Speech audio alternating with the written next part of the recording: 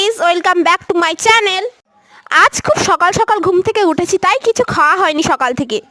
তাই ভাবলাম কি খাই, তাই চট করে দোকান থেকে একটা পাউরুটি কিনে আনলাম। তারপরে পাউরুটিটা আমি এমনিই খেয়ে নিচ্ছি।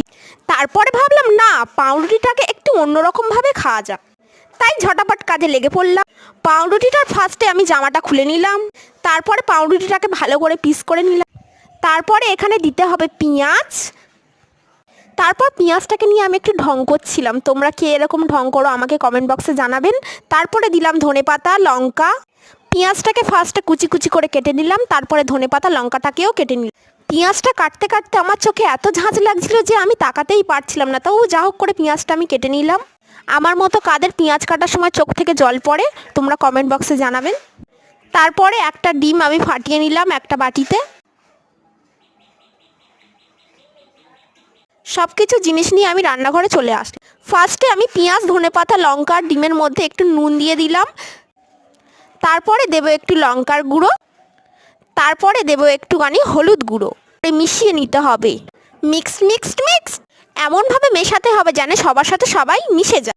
মেশাতে মেশাতে মনে পড়লো, যদি সবাই সবার সাথে এরকমভাবে আমরা মানুষরা মিলেমিশে থাকতাম তাহলে সমাজে আর কোনো খারাপ মানুষই থাকতো না। সেটা তো হওয়ার নয়, তাই দুঃখ করে কি হবে। এরপর গ্যাসটা অন করে চাটু বসিয়ে চাটুতে তেল ঢেলে দিলাম।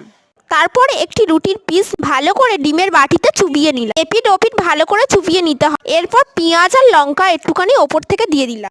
তারপর চাটুতে ছেড়ে দিলাম। দেখতে পাচ্ছ গাইস কি সুন্দর ডিমের রুটিগুলো ভেজে যাচ্ছে। তারপরে একটুখানি ভাবলাম উল্টে দিই, তাই হাত দিয়ে একটুখানি উল্টে দিলাম। দেখলে আমার কত সাহস। তোমাদের কি এরকম সাহস আছে? নেই আমি জানি।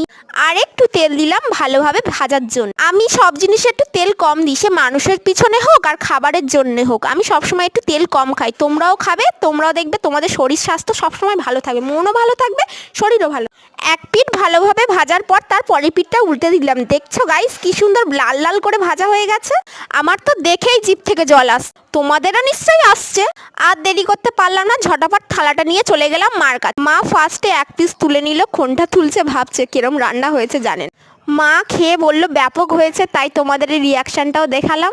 এরপর আমিও একটুখানি টেস্ট করলাম, ভালোই হয়েছে খেতে। তোমরা এই রেসিপি